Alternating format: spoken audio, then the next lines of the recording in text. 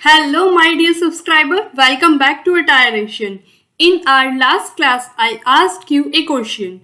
How many types of detail can you choose from in the avatar editor?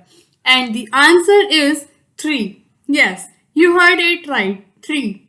We have 3 options to change from in avatar editor. Basic, advanced human body and advanced dress form. If you got it right, congratulations.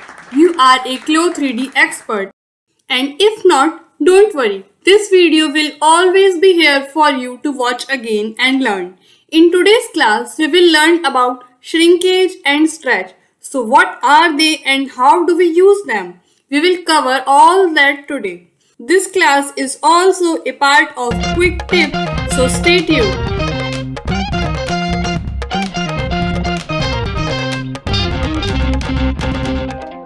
You might already know about shrinkage and stretch, but if you don't, let me explain. Suppose you have a piece of fabric that is 10 by 10 inches, but due to some reason it shrinks and becomes smaller like 10 by 8.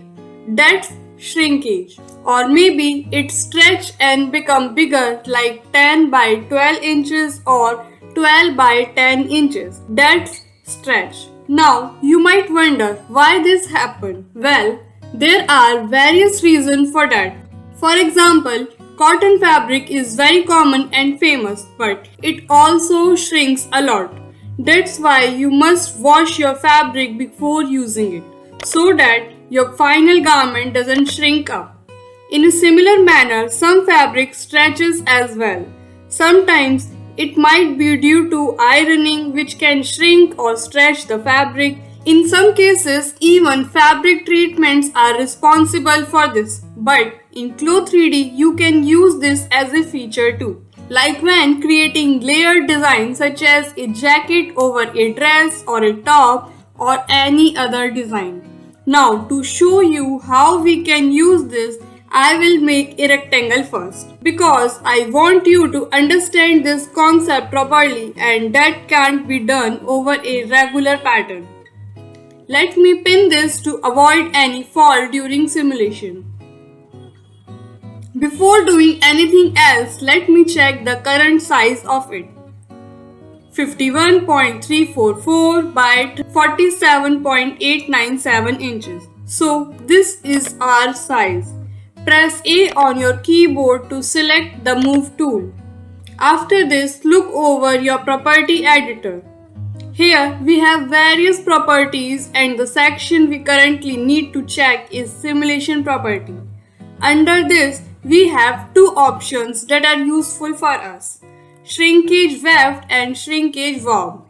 They are expressed in percentage, so here 100 means there is no shrinkage or stretch in the fabric. But if we make it 80, then our fabric will also reduce in size after simulation. But if you have noticed, it only changed in horizontal direction since weft is horizontal and warp percent will change the vertical size of the fabric. This is how it's mentioned technically over fabric. Now, if we make warp value 50, this will be the result.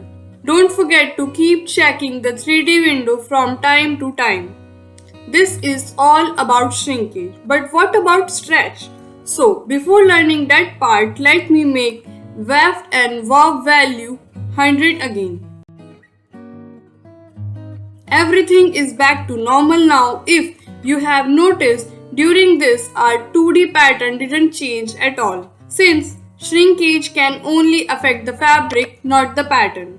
This option helps us to tell our buyer or customer at what rate and how the fabric we cut is shrunk or stretched. Now, let's move on to stretch. So for this, we have to increase our percent more than 100. Let's see if that can be done or not. I will write 150 here. Right after simulation, our fabric size is increased like a gathered fabric since it's stretched. Similarly, you can change warp percent too. By this way, you can increase or decrease your fabric size as you wish. Now, you know how to use this feature in Clo 3D, but do you know how to use it in real life? Let me tell you that as well. I will delete this rectangle and make a new one with a specific measurement. That's 10 by 10 inches. Now suppose this warp value changes from 10 to 6 inch after cutting the fabric due to some reason like washing or ironing or treatment etc. To simulate this in Clo 3D, we need a percent to put in the warp value box.